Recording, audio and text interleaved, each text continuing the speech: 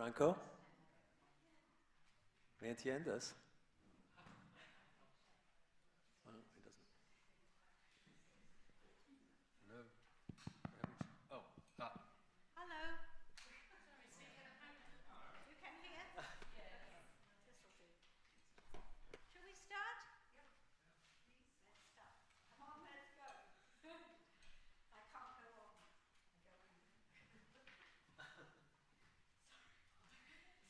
Okay.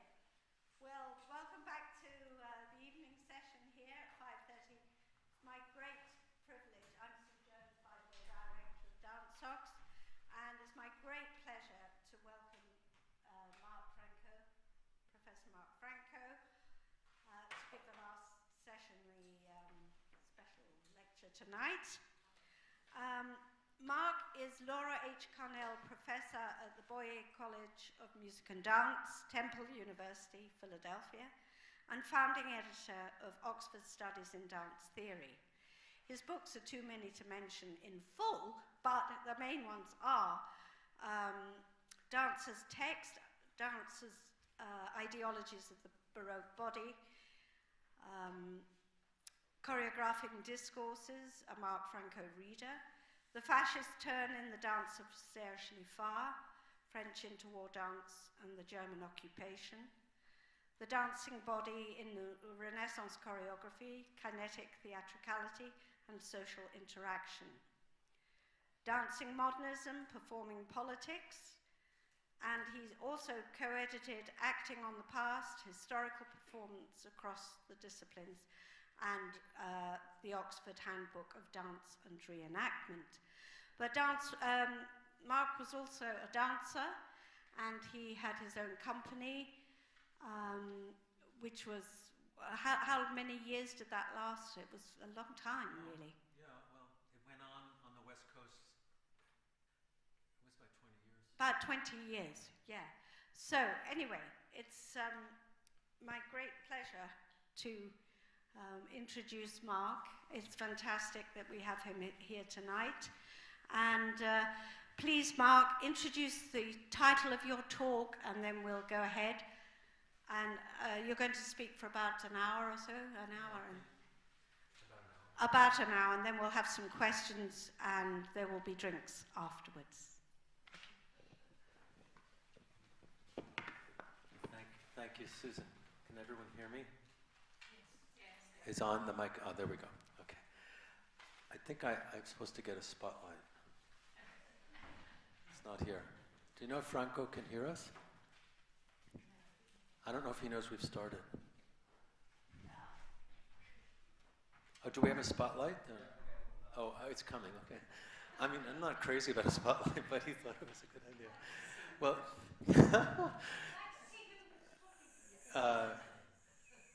thank you, Susan, for that introduction.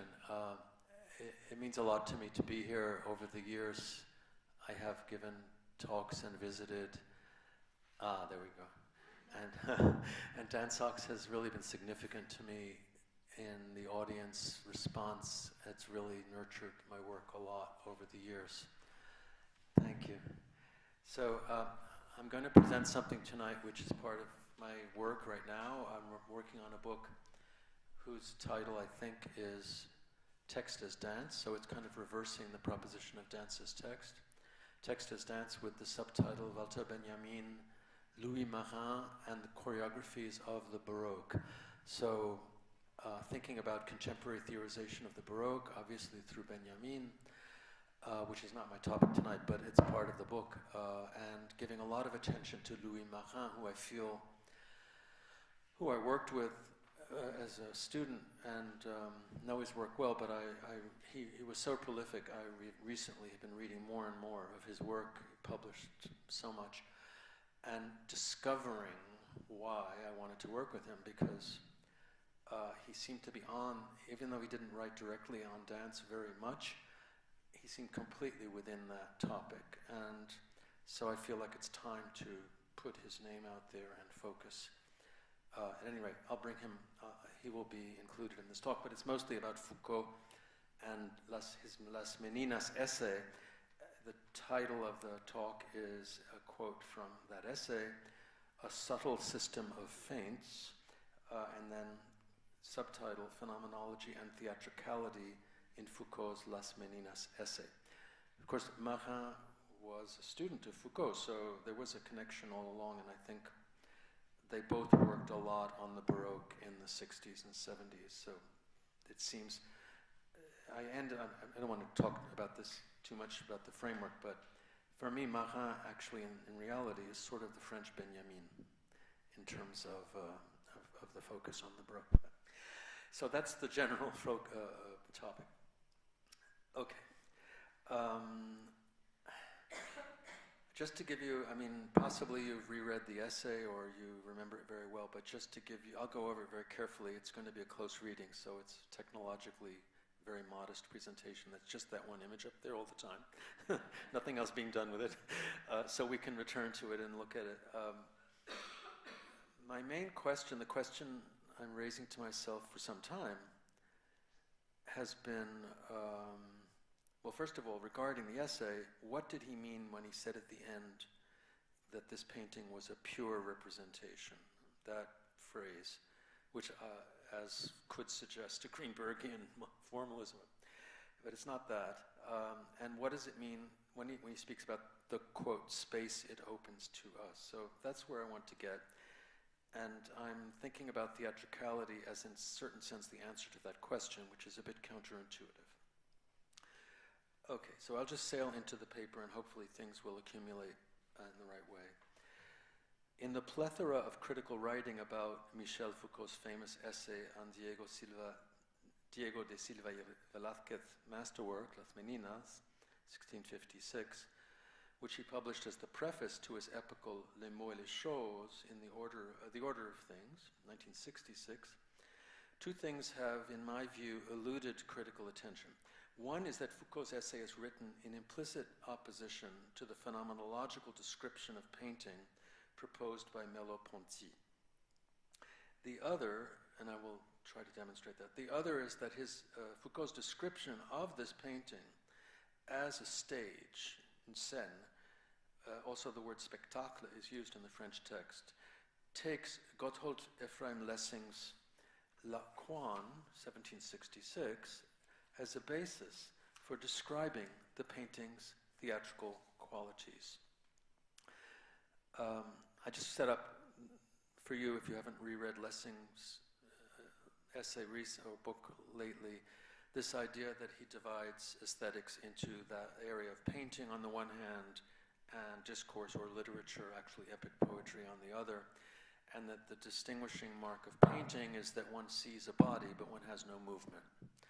One sees a body in which, but with distinction, with literature, one has movement because one has time and sequentiality. One has actually what he called action, but one can't see anything. So this is a kind of a dichotomy in Lessing's aesthetics that I think Foucault is very much playing with in this essay. And in a sense, the dichotomy of it acts as another level, as a kind of anti-phenomenological element. Because in phenomenology, everything seems to come together in this very harmonious way. In this very process, the problem of the visual with respect to language evoked by Lessing's theory of genre is reflected in the problems Foucault perceived with phenomenological description. So I want to read Foucault's essay here as it works through these two intertexts, Lessing and Merleau-Ponty. And again, Foucault is obviously always moving as a historian between the past and the present. This is his idea of the history of the present. So we have phenomenology as a modern philosophical phenomenon, which can be looked at the same moment as we're looking at classical aesthetics. And of course, Las Meninas is 17th century, Lessing is 18th century, but there is a certain continuity as well in between those centuries. So he looks at these two intertexts in what I would like to call a doubly critical ekphrasis. It's a way of using these intertexts to read the painting, which itself, this ekphrasis itself, mirrors the book's subject, which I take to be the critical analysis of the classical episteme, of the classical episteme, from both an historical and a contemporary perspective. because the question of, pardon me, is this a disturbing, it's a funny little sound here. Is it all right? Maybe I'm too close to the mic. I'll just back off a little bit. Can you hear me now? Well? Okay, good. Sorry, I was overdoing my my vocal legibility. Always worried about that. Okay, so I will try to demonstrate why I think there is this apart from Foucault's, the critique of Merleau-Ponty is very covert. It's not really out in the open, so I'm reading it in there. And Lessing as well, right? They're intertexts. They're not being discussed directly. I think that the connection between the problematic of the classical episteme on the one hand and the problem with phenomenology on the other, I'm seeing these as, in a sense, in tandem with each other, and I'll explain how that's possible. I would say that's probably the most daring gesture of my paper, to say that. Foucault's analysis of Las Meninas is structured as an implicit critique of phenomenological description, which for Merleau-Ponty takes place through the adequation of sight and touch in what I've elsewhere called the kinesthetic visual pact. And I quote, "The look envelops, palpates, espouses the visible things, as though it were in a relation of pre-established harmony with them."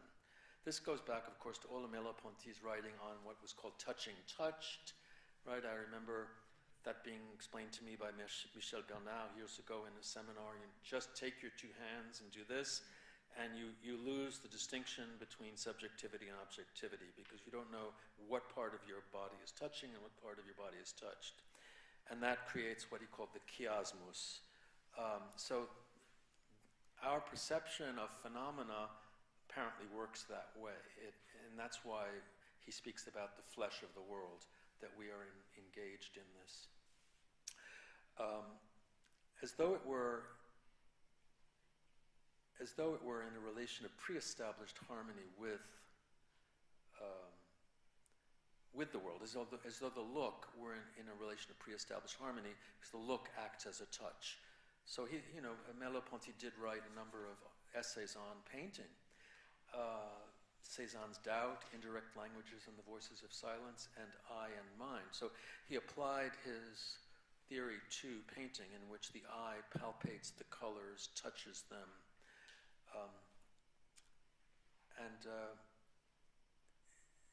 Another way of phrasing this is that for him, the seer and the seen are as if embedded within the other through the common medium of this flesh of the world. Phenomenology attempts to describe, as Foucault put it, les choses mêmes du fond de leur silence, things themselves from the depth of their silence. So we have to excavate something qu'elle veut conduire à l'expression, that want to lead this into expression. I mean, this is very well known, but I just wanted to set this up for everyone. Things themselves, such as they appear to us as phenomena, have an expressive value which our experience of them alone can unveil. They must be given a language, however, because natural language does not supply the language which we need to express expression. Such would be the challenge of phenomenological description, and the reason why phenomenology itself has been called a philosophy of description. Foucault's problem is with expression itself, in the philosophical sense of that term, which always implies a totality constructed from this kind of reciprocity of seer and seen. There is, in general, an animosity for expression in most post-structuralist thought, and that has always drawn me into understand why that is so, because as a choreographer and a performer, expression is a very fundamental idea. It's hard to just turn against it. Merleau-Ponty's work has been influential on dance scholarship since the early 70s, when Maxine Sheets Johnstone called for a relanguaging of dance description. Sheets Johnstone has said, quote, "Phenomenologists have elaborated this original pristine body, this pre-objective or pre-objectivized body." End quote. In a similar vein, Michel Bernard wrote, "Expressivity is refractory to the use of the sign. It reveals in itself a sense, quote unquote, but without the need for signification. Put otherwise, expressivity is given with being itself," end quote. It's interesting to consider dance as inviting phenomenological description, as the so-called muteness of dance does then become overdetermined.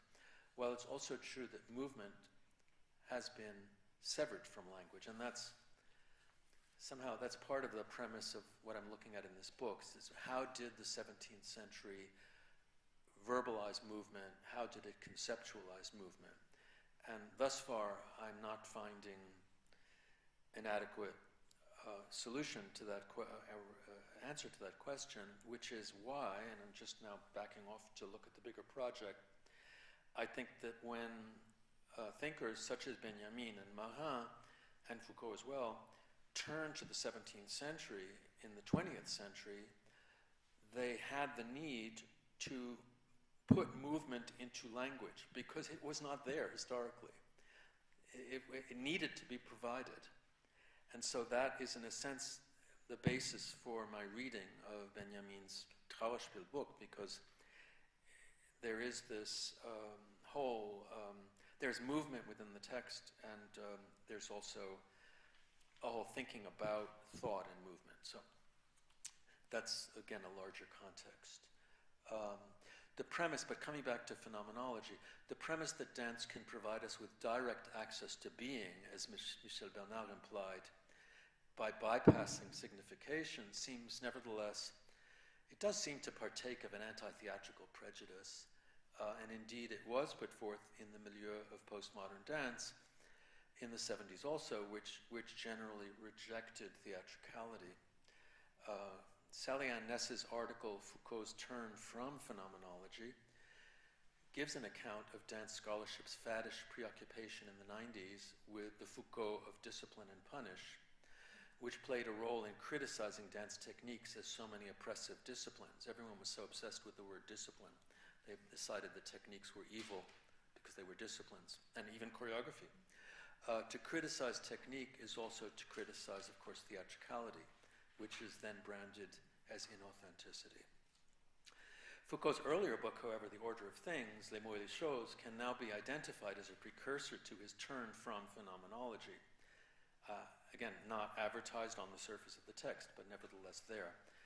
In The Order of Things, it was not a question of power inscribed on bodies, as in Discipline and Punish, but of the description and analysis of the classical episteme as a pact between language and truth. And here we get to this connection between the classical episteme on the one hand and phenomenology on the other, which is a pact between the visual and the kinesthetic. I see because I feel, and I feel because I see. In the classical age, wrote Foucault, knowing and speaking are interwoven in the same fabric. So the idea in the 17th century that if something is well represented, it is by definition true, is a kind of a pact between representation and truth. And so there's a kind of reciprocity at work there.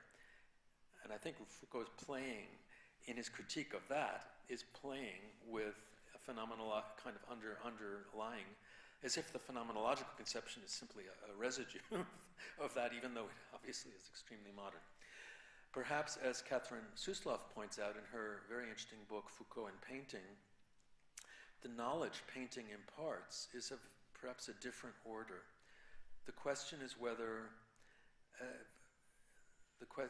than a phenomenological perception, the question is whether a phenomenological description of a painting or of a dance will provide extra discursive knowledge.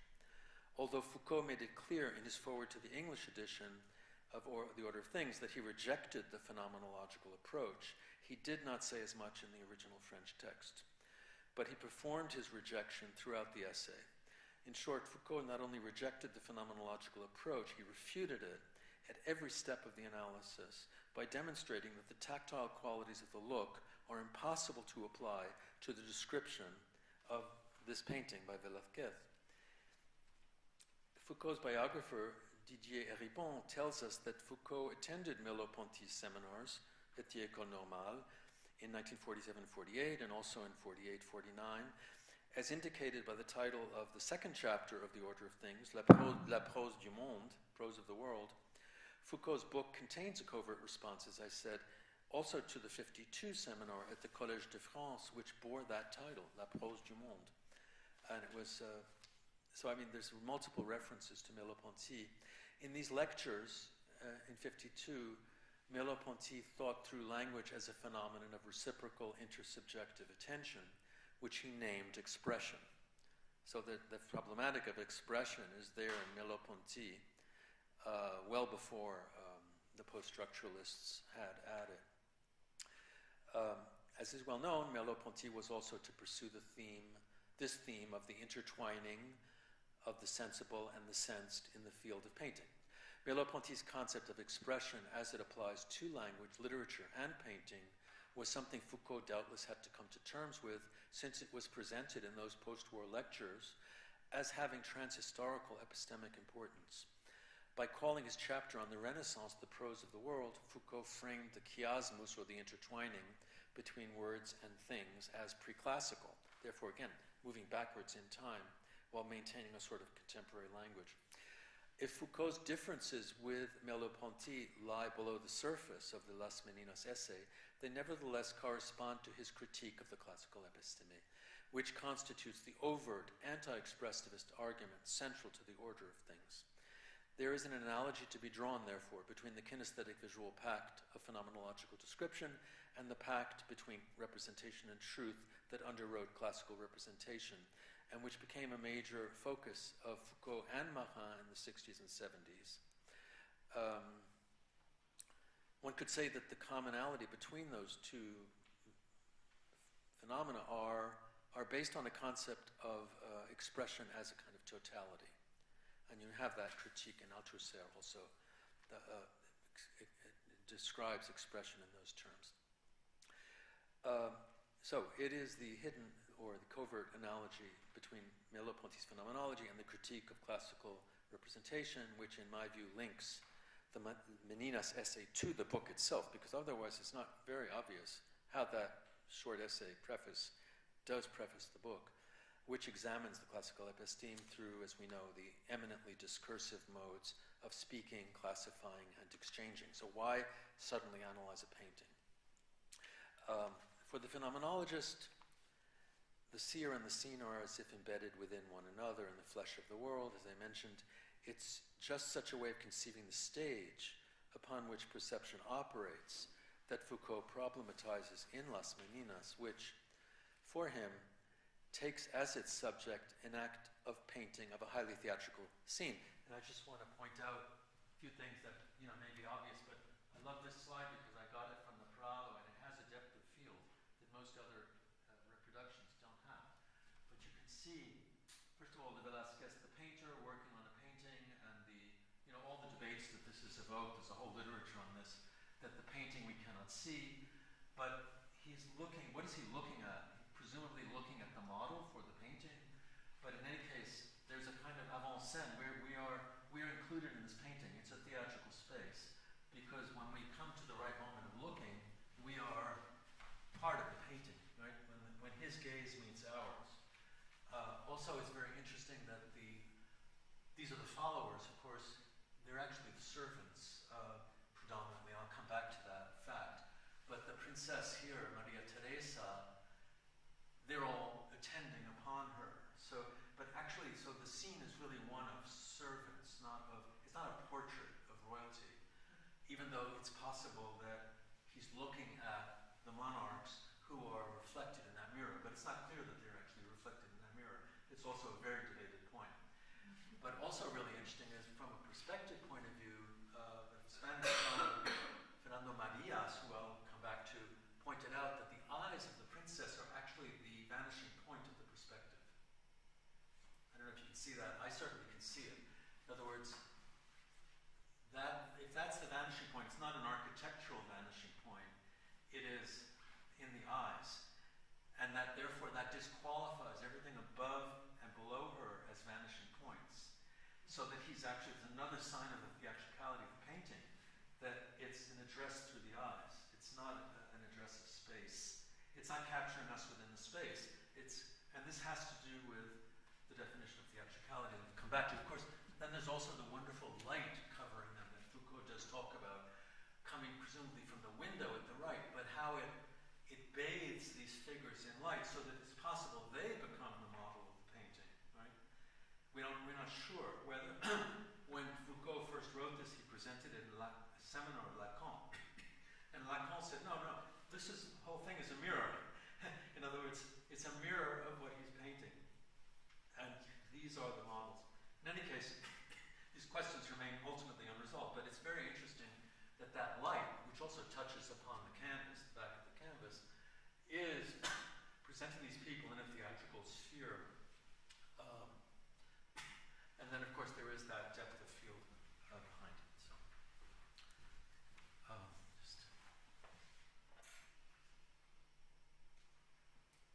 So I think he takes it as a highly theatrical scene. The absence to view of the canvas within the painting, whose back is turned to us, and the absence of the painter's models, as I just said, situated presumably outside the frame, in the position also occupied by the beholder, together render the fleshly interconnection of seer and scene inoperative, if not also highly problematic. The reciprocity between the seer and the scene has also been extended to a transitivity between the painting and its verbal description, understood philosophically as expression, which in Foucault's text becomes an intransitive theatrical reflexivity. And I'll come back to that idea, that theatricality is fundamentally intransitive, reflective, and opaque. In Marin's terms, it is opacity. It's not, in that sense, not transitive because opaque. It stops us at the figure that we're looking at. As seems to me evoked a little bit by Goethe's rule for actors when he says the stage should be considered as a figureless tableau for which the actors supply the figures. So there's no, I won't go further into that, but it's just evocative for me. At the very opening of the essay, Foucault hints at the opacity of the painter's gaze, aimed at something outside the painting itself. I'll quote, "The spectacle he is observing is thus doubly invisible. First, because it is not represented within the space of the painting, and second, because it is situated precisely in that blind point, in that essential hiding place into which our gaze disappears from ourselves at the moment of our actual looking." Foucault, end quote. Foucault returns to this point later when he writes, quote, "The entire picture is looking out at a scene for which it is itself a scene." End quote. Viewer and painting are caught in a self-reflexive rather than transitive dimension. The mirror-like effect serves to divert transitivity toward theatricality. Theatricality becomes the means through which Foucault questions the reversibility of the visual and the tactile that Merleau-Ponty calls expression. If theater unites image and speech through bodies in action, it complicates the notion of expression because of its very theatricality. In other words, it kind of contradicts the hybrid. It constitutes a hybrid combination of different artistic modalities that the 18th century, Lessing in particular, seemed to be keen to segregate, even though he wrote on drama, at Hamburgische Dramaturgie, but it seems separate from that. Part of this has to do with the opening of the stage toward the audience, as if the painting were a stage. Foucault introduced an unacknowledged element of classical aesthetics, to wit, the ambiguity of theatrical space itself, to problematize the harmonious compact of seer and scene, and thus to question the notion of expression in the sense that Merleau-Ponty used it. As Claude Lefort wrote in his foreword to Merleau-Ponty's The Visible and the Invisible, the greatest merit of expression is to disclose this continuous passage from the word to being and from being to the word, or this double openness of the one upon the other. End quote. Foucault's analysis of the painting opposed any such continuous passage between being and phenomena. Quote, "It is in vain that we say what we see, and it is in vain that we attempt to show what we are saying." Again, this dichotomy between language and vision seems implicit in Lessing, right? Seems really clear in Lessing. And why? Because what is missing here is movement, and that's the key point, that we must be able to talk about movement if we're going to talk about theatricality. And that's a kind of a stumbling block historically. I will come back to that and try to make that point as forcefully as I can. This is not to set aside the philosophical significance of Foucault's position as Catherine Suslov explicated it in Foucault and Painting, I quote, "What is known through or as a result of a painting," this connection of knowledge to painting, "may or may not have been possible to think or to know in the era in which the painting was made." So, again, this self-reflexivity is not necessarily transparent even in and of itself. Suslov points out that the knowledge contained within painting does not necessarily correspond to contemporary discursive knowledge. So it's anachronistic, or can be anachronistic. An anachronism that has nothing to do with ontological differences between vision and language. Rather, it's a matter of what she calls, quote, "the variability of a painting's historicity," which I think is a lovely phrase, the variability of a painting's historicity, which is thus subject to certain belatedness in discursive terms. Okay, I'm going to move on to a little bit more on Foucault and Lessing. Foucault's recourse to Lessing's treatment of the limitations of the genres of painting and epic poetry in Laocoon supports his presentation of Las Meninas as a theatrical scene from many different standpoints. For example, the figure of the painter appears to address his attention to a space outside the frame, which would normally be considered the space of the beholder. This raises questions as to what the painter is looking at, what he sees, or what he is painting on the canvas that we cannot see, and what the follower's role is at the center of the canvas, flooded with light. His discussion of the painting's theatricality recalls Michael Fried's treatment of Diderot's aesthetic, where painting provided theater a model for avoiding theatricality as a shallow and unsatisfying form of art. This led to Fried's privileging of an anti-theatrical view that he later developed in other contexts, as we know.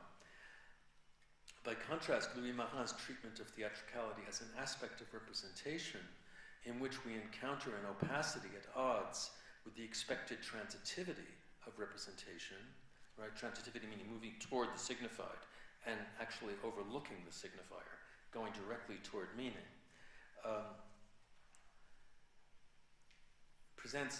He presents a less prejudicial view of theatricality, which is valuable, I think, in understanding Foucault's conclusion to Las Meninas, where he liberates classical representation from its traditional ideological underpinnings. And that's where I think that's the sense of pure representation, which we will come to. It should also be noted that Marin's work builds from the mutual generativity of figure and discourse rather than from a mutual exclusivity. That's another topic. Foucault refers to Lessing's premise of the incompatibility of the painting and epic poetry as a touchstone for the idea that a language-based or discursive conception of space cannot adequately be used to convey visual experience. In Absorption and Theatricality, Fried described the premise as follows. This is, again, Lessing, a description of Lessing's thought. Whereas dramatic or epic poetry, or for that matter, narrative prose, is suited to the representation of successive events, painting is limited to the representation of a single moment in action. And of course, as we know then, how does painting narrate? Because the painter has to select what Lessing called the pregnant moment, the moment that accumulates the most of what just happened and the most of what may happen afterwards. So that's a way of dealing with it. Fried explored Lessing's tenets in the context of the writings of Diderot, who himself divided time between art criticism and theater. And Fried gives particular attention to Diderot's interest in the tableau vivant. Theater itself might appear to be the ideal mediator between painting and epic poetry, except for the troubling presence of theatricality in it, which risks diminishing its artistic quality, making theater unworthy to occupy the elevated status of other arts. As Angelica Gooden has shown, Diderot focused on the tableau vivant as a slowing down of the action, making it resemble a painting. At the same time, the intensification of the passions through the stillness of the tableau might have been instructive to painters. In Laocoon, Lessing holds that painting can only imitate action, quote, by suggestion through bodies, end quote. The action that painting can portray is, in effect, quote, visible and stationary, its different parts developing in coexistence in space. So painting is a spatial art, language is a temporal art. Foucault's staging of the artist's gesture in Las Meninas obeys Lessing's mandate that the visual representation of gesture in painting be chosen such that the preceding and succeeding actions are most easily comprehensible. Take, for example, the first sentence of his Meninas essay, quote, describing Velázquez. The skilled hand is suspended in midair, arrested in rapt attention on the painter's gaze, and the gaze in return waits upon the arrested gesture. That's straight Lessing kind of analysis. As Lessing wrote, painting must be content with coexistent actions or with mere bodies, which by their position permit us to conjecture an action. Although his description of the painter revolves around the conjecture of something, either having happened or about to happen, it's really about the conundrum of what is he painting? It's that we can't see the painting, which is the main frustration. It's nevertheless, the conjecture of something either happened or about to happen, it fails to establish legibility at the neutral center, what he calls the neutral center of this oscillation. We have an oscillation which is sort of generative, right, emerging out of what may have preceded, beginning to flow into what will follow, yet it remains illegible because of the nature of the painting itself, which is hiding the content of the painting, which is making this a kind of antichambre to the painting itself. With Lessing, the author of Hamburgische Dramaturgie, one might surmise that theater is able to reconcile action and bodies, duration with spatial relation, painting with poetry. But for Foucault, the painting's theatricality creates only the uncertainty of missed encounters. And I quote the key passage.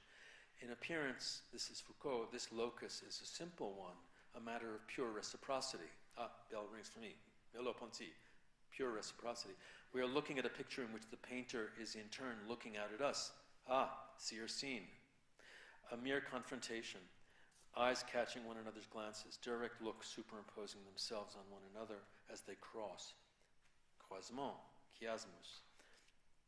And yet this slender line of reciprocal visibility embraces a whole complex network of uncertainties, exchanges, and feints. Feints in the sense of esquivos, avoiding connection. This observation contains the principle of Foucault's analysis and makes the reciprocity of phenomenology impossible. And it's just the clearest example of that. As pure as this reciprocity may appear to be on the surface, it is in reality a complex network that is anything but reciprocal, and it's full of failed encounters. The superimposition of gazes is in no way a reversibility of gazes. Tangents do not coincide. As beholders, we do and do not occupy the space of the model at whom the painter looks at the painting. Quote, though greeted by that gaze, his painter's gaze, we are also dismissed by it, replaced by that which was always there before we were, the model itself. Yet we don't know who the model is. Where is the model? Thanks to the substitution of the beholder for the sovereign, we do, as we look at the painting, we are in a sense displacing the possibility that the sovereigns are the model. So the exchange of gazes further multiplies its meanings, losing an expressive outcome. Speech and understanding, writes Merleau-Ponty in The Prose of the World, are moments in the unified system of self-other. Yet for Foucault, quote, in this precise neutral place in which we as observers stand in for the sovereign's models, by occupying their physical locus, the observer and the observed take part in a ceaseless exchange. End quote. No relation can be ascertained. Every encounter is destined to remain unrealized. What appears to be, quote, a matter of pure reciprocity is in reality a whole complex of uncertainties, exchanges, and feints. No gaze is stable, concludes Foucault. The spectator and the model reverse their roles to infinity. End quote. Because we cannot see the front of the canvas, we do not know who we are or what we are doing, seer or seen. The theatrical model for Foucault's analysis of this painting is the hinge connecting these two intertexts, Merleau-Ponty and Lessing. The very fact that The Order of Things, a book about words in relation to things, begins with the analysis of Las Meninas is a nod to the visual as a thing that words cannot encompass. But this is not because words cannot encompass reciprocity. The phenomenologist makes the point that a pre-established harmony exists between the observer and the observed. The common point between the visual and the linguistic for Foucault is space. In language, space is understood as syntactical sequence. And here, I mean, we have to think about Foucault's emphasis of the discursive throughout his work, even though he does work on paintings. And this idea of syntax as the kind of key in language, he derives that from his study of 17th century language theory, La Grammaire de Port-Royal, which he studied, and Marin also, both edited editions. Oh, well, actually, Marin edited, there were two separate books, and each of them edited one of them. I'll go into the details of that. But Lessing, however, emphasizes the temporal aspect of language in its unfolding linearity, which can be suited to depicting actions. And this is a more narrative function, I think, of language. Foucault seems to want to assimilate narrative's temporality to the syntactical space of language in an alphabetical sense, that there is a kind of sequence, is a lining up of words that leads us along. Although, and this is a conflation of time and space also, certainly viable for the idea of the linearity of written language, but it's less appropriate to theater and choreography, where bodies perform not only sequential actions, but also furnish figures in space with complex associations of meaning. And this recalls Susan's talk this morning about Beckett and the diagram, in a sense. And I think it is here in the figure that movement resides. Anyway, that's the larger project of the book. This very spatial characteristic of the medium of painting with respect to language's temporality which depicts bodies without being able to represent them in motion, is justified after the fact through another form of incompatibility. It is, quote, as though the painter could not at the same time be seen on the picture where he is represented and also see that upon which he is representing something. The painter, in other terms, is also captured by the painting in the pregnant moment between seeing and doing, which is to say between seeing the painting he is creating and being seen in the painting in which he is depicted as creating.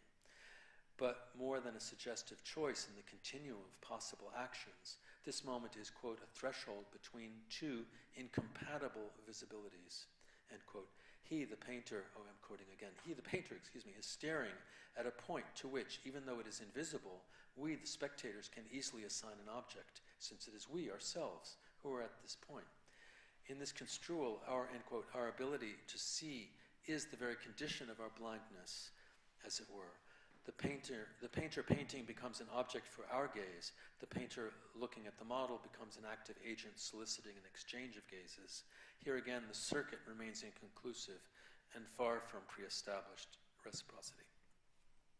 Las Meninas reflects on representation for Foucault in referencing its own theatricality. And this is possible, I mean, in a sense, therefore, what I'm trying to say in a way is that all of this inconclusiveness could be reformulated as a very complex figure.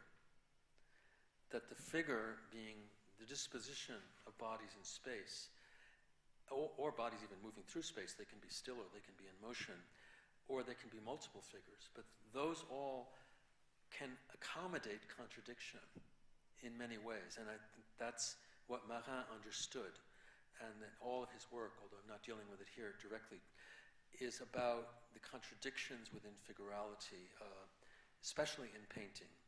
And notably, since he was very interested in the politics of representation, in the connection between Christ and the king and the monarch, and the kind of almost strange interchangeability of those two figures. But that's another part of the story. So it's a reflection of its own theatricality because the subject matter itself, the court, is itself a self-consciously theatrical entity given over to a social mode of existence as self-representation. And this is something Lacan pointed out when Foucault visited the seminar. He pointed out that self-reflection is the mode of display, of self-display of the court. So they're always en représentation, but at the same time, they are again, because it's so theatrical, they are also opaque to that which is being represented. So they are themselves figures of theatricality. There's no way around that. The theatricality becomes this kind of opaque space that occupies the center of classical representation in a very strange way. So many elements of Foucault's analysis turn on theatrical phenomena that are implicit in the breaching of theater's fourth wall. I don't need to go further into that. There are more details to tell about that. But there are actually three observing functions, right? Because you have the painter's gaze capturing something outside the painting, which could be us and could be something else. And then we have the possible reflection of the monarchs in the mirror, far from being conclusive. But there's a kind of three-way circuit here which does not complete itself. It's open to a kind of reflexivity which is confusing. But it is three-way.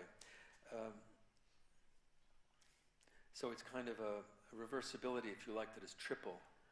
And in a way, the gaze of the spectator then starts to usurp the position of the monarch, because we are aware that we are part of the painting. And there's a gap caused by the absence of the monarch. And it stands for, if you like, the manifest essence of representation itself. Not only that representation is based on absence, something must be absent in order to be presented again, but the gap in representation in the absence of the sovereign subject is the talisman of the absence of the sovereign unity of representation itself. And this is where we get into the critique of the classical episteme. If you remove the political figure which is at the center, you remove the notion of representation and truth doubling each other. The presumed reciprocal relation is in itself a theatrical effect, as for example when the eyes of the dancer on stage meet the gaze of an audience member, and we think, it's an audience member, we think, they see me. They don't see us at all. Reciprocity can be reproduced as a theatrical illusion. For Foucault, reciprocity is necessarily interrupted because it is not possible for the pure felicity, I'm quoting, of the image, ever to present in a full light both the master who is representing and the sovereign represented.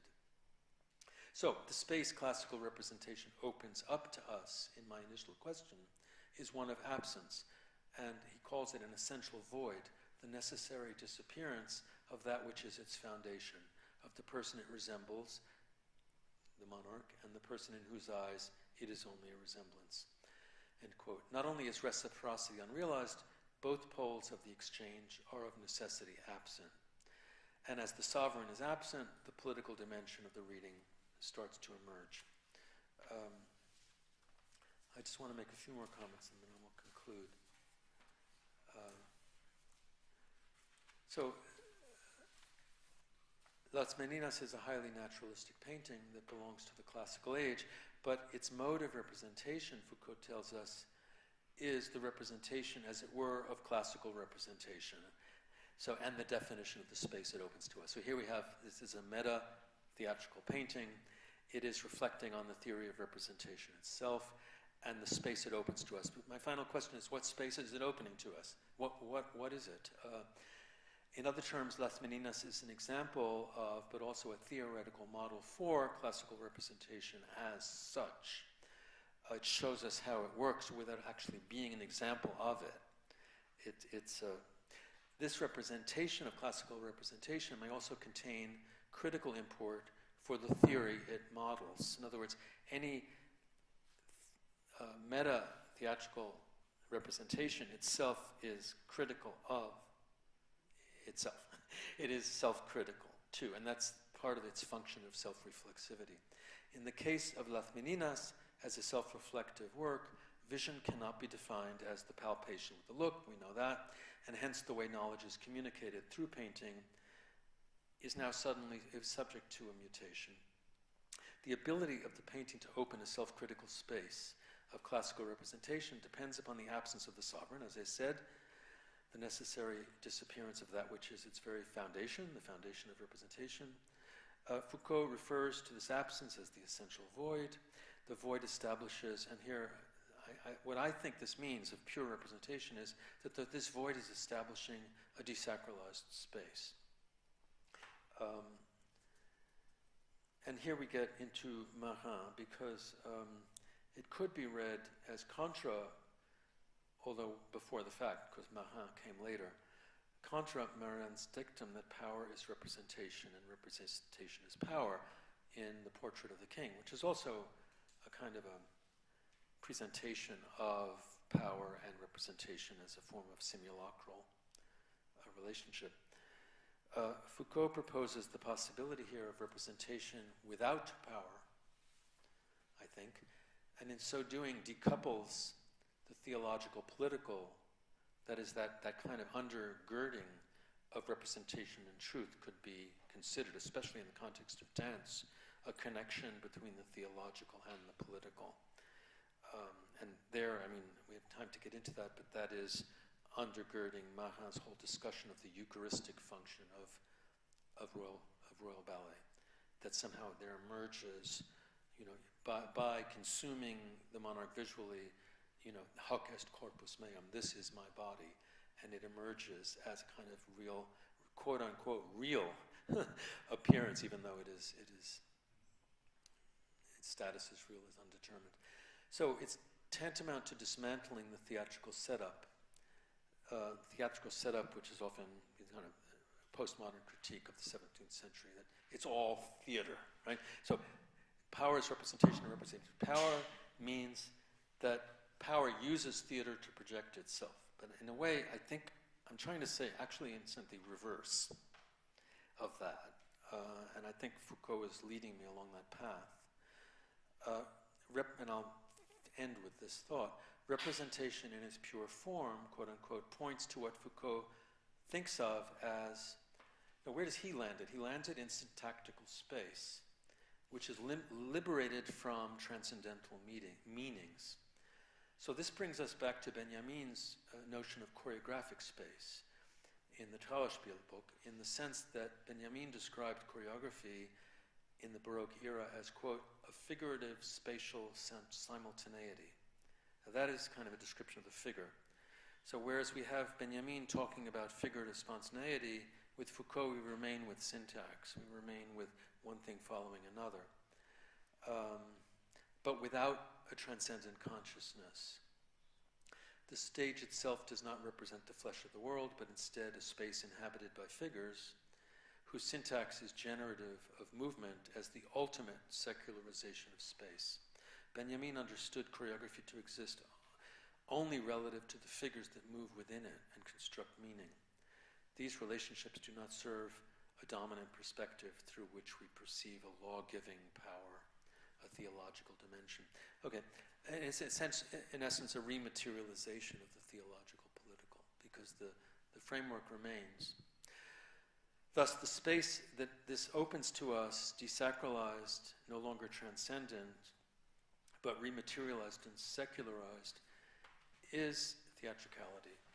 Marin theorized it as an opacity.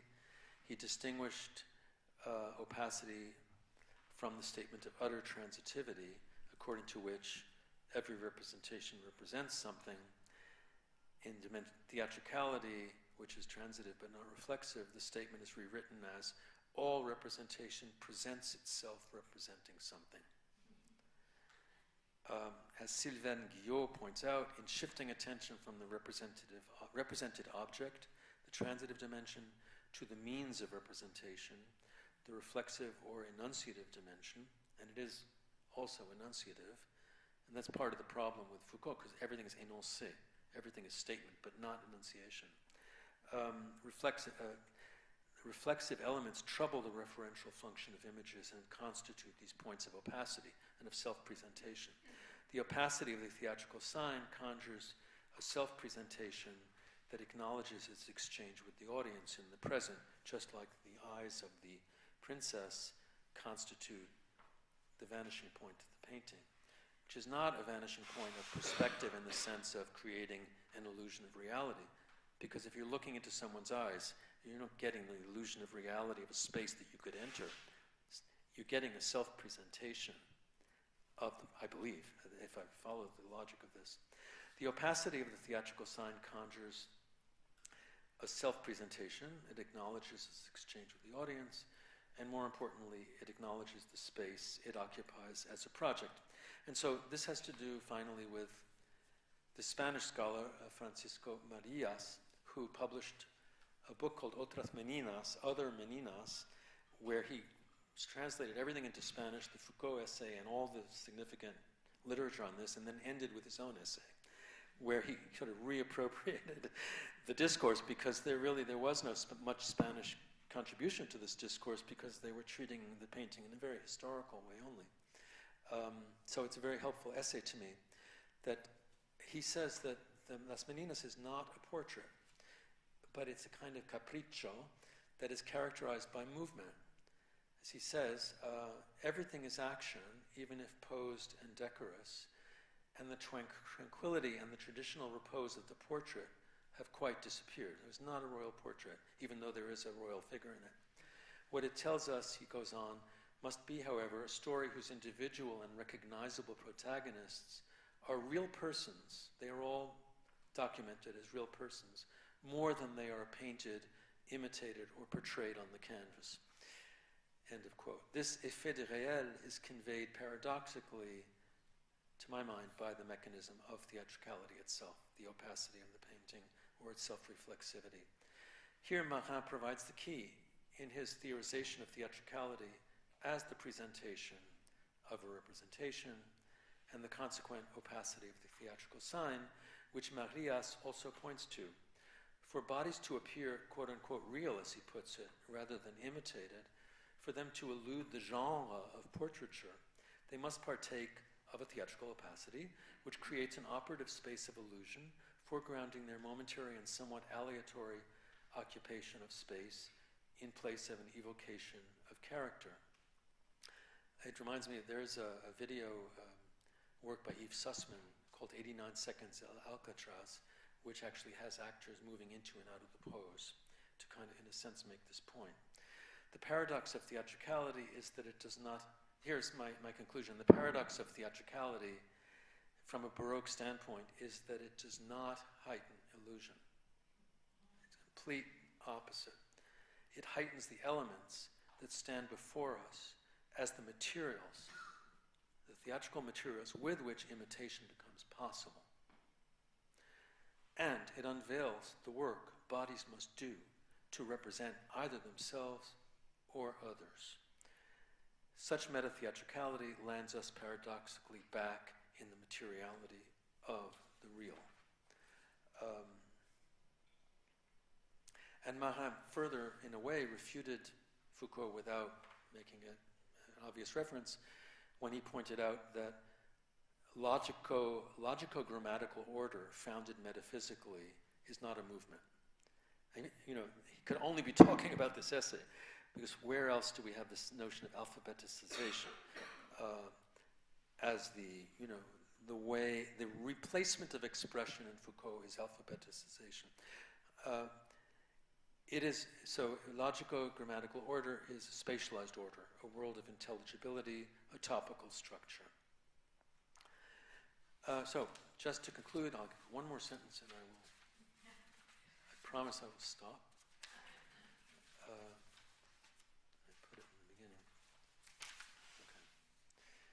Okay.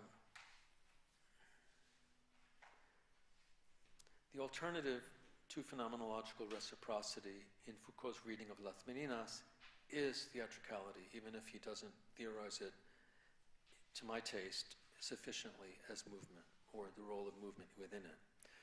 The painting is presented to us as a stage that breaks the fourth wall. As I said, I argue that pure representation in the painting for Foucault means a theatricality liberated from the theological political that was influential on court ballet. The space it opens to us is that of a theatricality, a fully secularized theatricality in which nothing must happen, but anything can happen. Thank you. Thank you very much for your attention.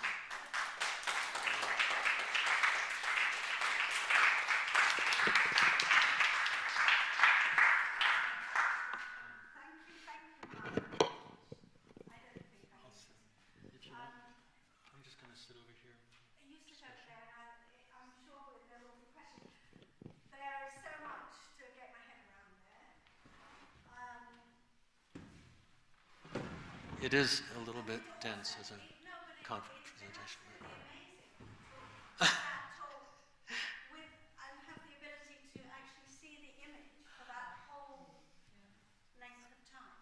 And did that help? Because, yes, it's a very dynamic image. And it's a dynamic image. It keeps moving in and out like this. And I mean, it may be something to do with where I was sitting, but what was really striking, and what I would love you to talk about, to answer, I mean, I don't know if this is a question, but I am mesmerized by the figure in the doorway. And the fact that her eyes, since you're talking about her eyes as being the vanishing point, it can feel like that from there, but I see what you mean. But what her eyes do is to take you to that along that diagonal. Yes. To the Right. to the person in the doorway. Right. And it kind of reminds me of all, I mean, so many 19th century painters, I think, and subsequent painters, and writers of journals and so on in the 19th century have borrowed that notion in the sensation novel, in sensation drama. They borrow that notion of the interrupted moment, or, you know, the figure in the doorway that interrupts the proceeding. And I just wonder how that figures in, Actually, also, I think I'm time on out probably, but thanks so much, because I have to say a very similar comment to make about the figure, well, who seems to be standing in the doorway, but when I had a closer look, seems to actually, well, further away from the doorway. So rather than holding the door open, if I can see this correctly, it's actually 3 steps up. yes. Which is almost sort of a trompe-l'oeil, not quite in the sense of a trompe-l'oeil as it is used, but it is, again, it's a vision. Well, the second point I was going to make is the light and shadow play. So the figure is the only person where there is light in the background, as opposed, you know, and also in the front. So I was wondering, and I have the same question to Mark, well, similar question. Yeah. So what does that mean in terms of presentation, representation, or even Or the theatricality. religious or the theatricality? Absolutely. I mean, there's no spotlight on, as it were, on his face in the same way as with the princess. Nonetheless, there is an enlightened form of light in the The light background. is in the background there. Yeah, and what I Yeah. mean in theological. It's another, well, it's certainly a point, a kind of reiteration of observation itself, and it makes me think a little bit of the power of, in theater, of having figures on stage watching the action. I think that's a very powerful device, because it's kind of mirroring the spectator, allowing us to go through another vision of what we're seeing. So that, again, it's in a way breaking the illusion of us seeing an illusion, because we're seeing someone who is taking it in. And so there's a little bit, again, an important theatrical function, I think, to that. On the other hand, but it's also a beholder who is at the far end, the back, in the depth. So it's accentuating the depth of field again, which I think is fundamentally theatrical too. It's creating the sense that there is. It's in a way anti punto de fuga. It's just in Spain. It's anti-vanishing point, because, as you say, it does connect to the princess, but it is not the vanishing point. I mean, I don't think it's the vanishing point. I think she is it. So that it is in a sense, theatrical, because precisely anti-vanishing point. So it brings another set of eyes in from a very eccentric position. And it brings in movement. And it brings in movement, right? Because there's something is happening there. That diagonal, that's what Mm. you were saying.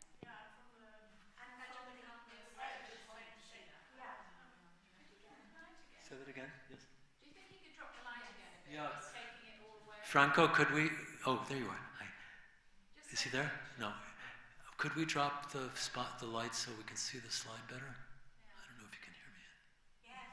Oh, hi, Franco. Oh, you went. Here we go. Thank you. Yeah, that's great. Thank you. He's also backstage, isn't he? I mean, in a way, but on an elevated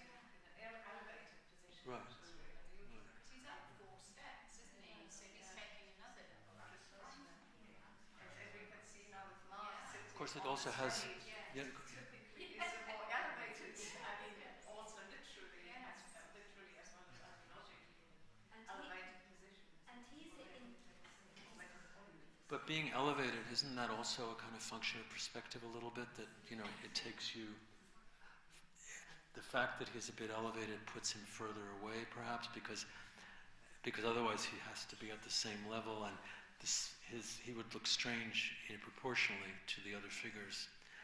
And because his feet are on different steps, is he actually walking? Is he the only person who is in a walk in a kind of sense of actual movement? Yeah, I mean, in a way, we don't know whether he's coming in or going out. Right? So it's again a pregnant moment. It may also be relevant that he's a relative of Velázquez himself, who's the court haberdasher. Yeah, well, I mean, yeah, all these people have been identified. I mean, that's no doubt about that. So we could talk about the painting entirely in those terms. But, you know, we know who they are and so forth. But I think the value of the Foucault was to take us away from that. And that was partially why Spanish art history didn't follow that until recently with Marias, because he introduced a number of really important historical points, but that changed the nature of the argument a bit. That's much more than what I mentioned. It's a very interesting essay.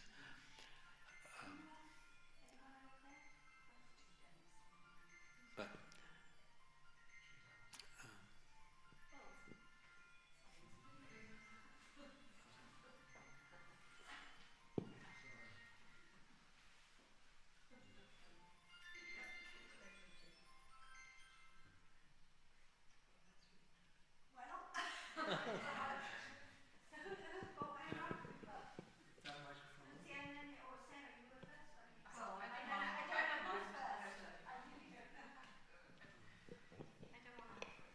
This notion that brings movement into the painting, and for me, when I'm looking at a painting like this, I'm not taking it in all at once. It's actually a temporal experience.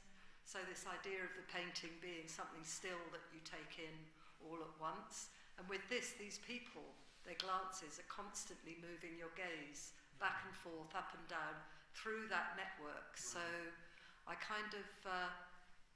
I mean, that happens with all paintings, whether it's clay or whatever. You know, clay does these things that you travel with the painting. So that, for me, is what all these gazes and the placement and the leaning and all the rest of it. And as you say, it's the moment when it's sort of accumulated everything that went before that moment and is anticipating what's coming next. So it's a very, well, as you said before, it's dynamic. It's a very dynamic painting. yes. Lucia, Yes, thank you so much, Mark. It was so dense, and I so appreciate your close reading of, actually, of course, not only Foucault's essay, but then Lessing, Marin, etc., going back to Merleau-Ponty as a contrasting voice there.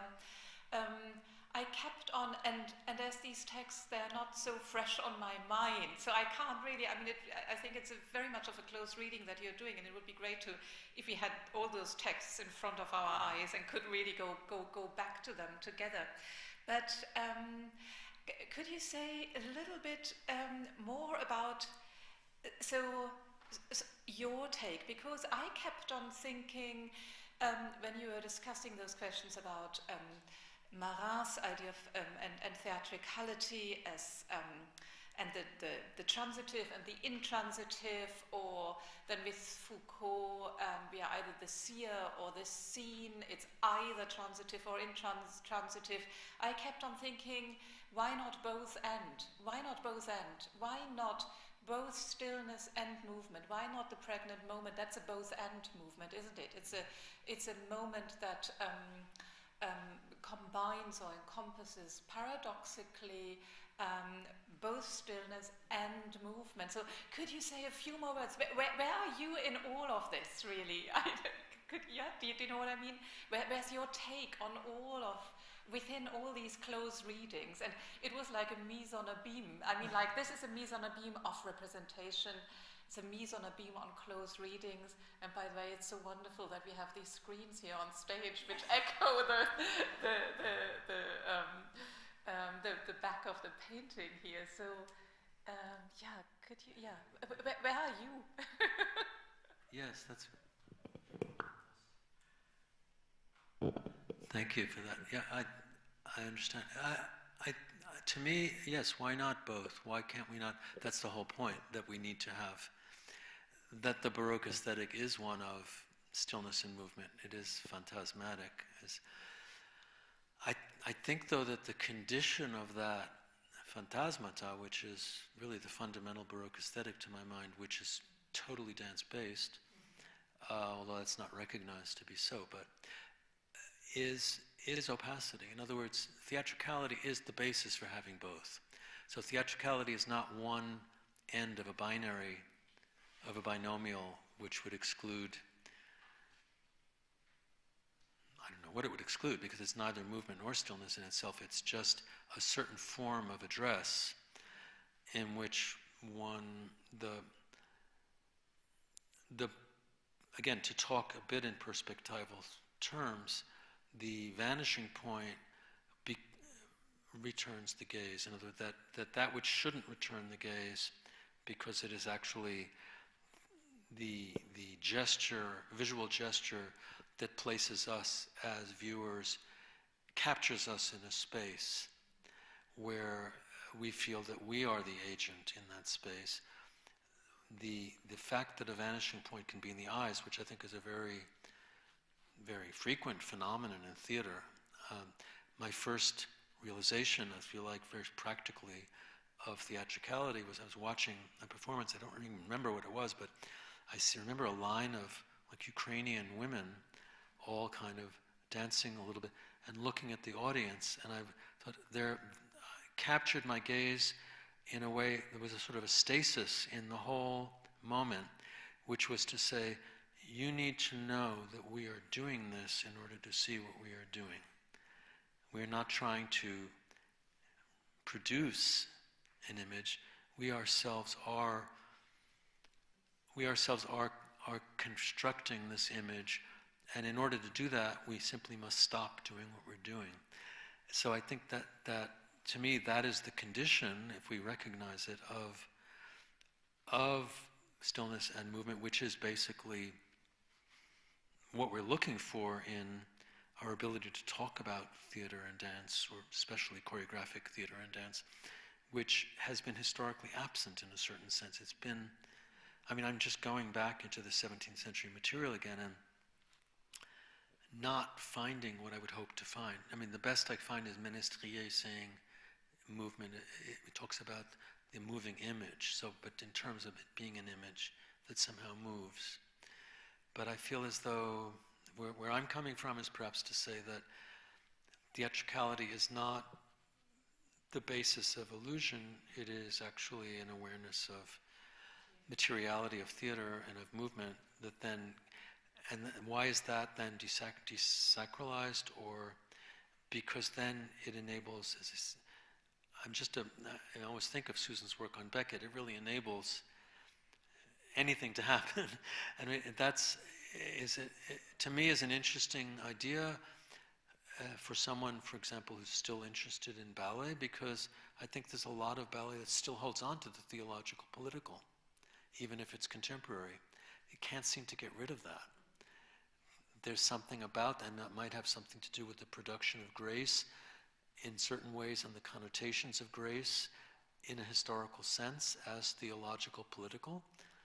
That is, i.e., as a form of evoking belief through a sort of a theological tinge around everything, as if something emerged magically. So I find that fascinating and troublesome, that even going back to neoclassicism in the 20th century, that it doesn't let go of that. So, and yet we're being told, if my reading is correct, I think Foucault is saying, pure representation, it's not it's not a Greenbergian pure formalism. It's actually a liberated representation, but the frame is not changed, right?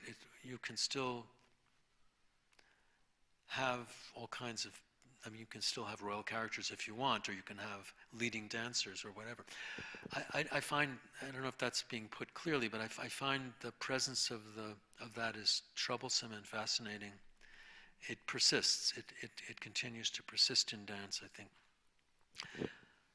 I don't know if that's a good, adequate explanation of where I think I'm positioning myself in all this, but.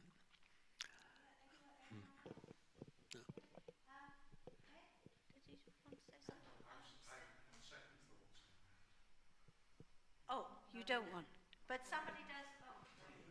Well, it's just a very sudden thought when you were talking about classical ballet. In sort of the back of my head, we're looking at this picture, which is that it reminds me very much of. Could you take the mic, because I'm having a little trouble. Sorry. Thanks. You were talking about classical ballet just now, and it suddenly. Right. Okay. Can you hear me? Oh, that's all right. Okay. So you were talking about classical ballet, and at the back of my mind, there's been for a long time. Looking at the picture, it reminds me. There's a moment, and I'm just throwing it out. It's just a personal thing. There's a moment in a ballet by Frederick Ashton called A Month in the Country. And there's a chord that sounds in the music, and suddenly everybody freezes and looks out. And that is just exactly the same. So you had motion, movement, and then this sudden sort of, and it's a very theatrical moment. And it's quite an opaque moment because people don't quite know what to make of it, whether it's a response to this musical chord or it's a rather strange decision to have that, to do that. It's very theatrical. It's almost artificial. It's actually very artificial. But it's this sort of mix of movement and sudden freezing that I see in that picture. Well, I think it's all of these elements are present in contemporary performance, especially when, but I'm trying to reason through it a bit historically and also, historically and theoretically. Sorry, my mic is not working again. I don't know what happens to this. I think we give up at this point. I'm not sure quite what more. I'm very interested in the Baroque qualities of, in general, of choreography, and I think a lot about that, not only historically in the 17th century, but also how it survives and how it reenacts itself in different ways. Yeah.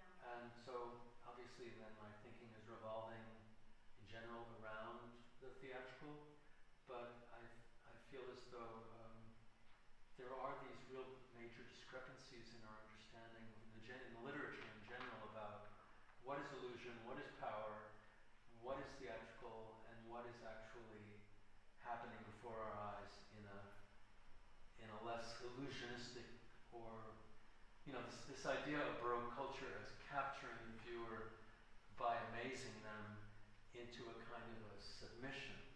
That's a very big concept within Baroque studies, and that. But then, in order to do that, generally, I'm thinking of Jose Antonio Maraval's book, The Culture of the Baroque, which is very important in my thinking here, because he really does evoke certain dance issues without identifying them particularly as dance, which are those of stillness and motion that were theorized in the Italian Renaissance, and that I think can have a dynamic quality, able to capture us and make us reflect, but they also have an ability to make us critical. And that's where I think the problem lies within the understanding of the Baroque. Is it spectacle as illusion, or is it a different concept of spectacle as self-criticality? And I think that's the dividing line, and I feel that dance aesthetics, such as we can discuss it in that period, opens that up for us. And that's partially what I'm trying to do in this book. And also that if we look at the language of people like Benjamin and Maha, who really were working with this in a writing sense, in a writing process, trying to capture the movement that they were talking about as a written movement, as something that's actually performative, a kind of performative writing, that there we see again the same dynamic. Variations on this idea of the phantasm, of that which is both present and absent. And I think that that's, the idea of presence and absence is fundamental to representation, but then theatricality is not typical representation, again, that lets us go toward the transcendental signified, so that there's a really an interesting problem around the whole idea of representation that is not simply taken care of by the distinction between the classical and the Baroque. The Baroque is always just simply categorized as that which works against the classical episteme. But so it's well-trodden territory in some ways, but it's not in the sense that the dance aesthetic is what opens up a much more complex view of these ideas of power representation and happening in also a rather naturalistic style here too. It's not. Well, that is in terms of painting. You almost feel as if, if that were a theatre, if it were a proscenium art, and you turned the house lights on, that's what you get. You get the feeling of the audience Right. in the painting. But anyway, Jennifer, I think you had a question. We must make it the last one. It wasn't really a question. It was something I was reading today, which is probably on another. It's on another tack, but it just picks up a little bit on what Sarah was saying about the eyes and this idea of the vanishing point being the eyes. And it made me think of something that Shobhana Jaisingh says about Bharatanatyam. The hand goes to the eyes, and the eyes. Well, basically, the hand directs the viewer's gaze to the eyes, and the eyes are the thing that takes you to the heart. So there's something like that. I mean, it's Shobhana Jaisingh. I'm probably not quoting it absolutely correctly, but she talks about the extremities in the form of Bharatanatyam particularly, and how they're used to direct the viewer's gaze to where the director wants the gaze to fall. And she talks about the hands going to the eyes and the eyes going to the heart. Because of the vanishing point of the eyes, and there's so much that one then starts to play in this painting, as Sarah was also saying, there's something in that for me from dance, and so.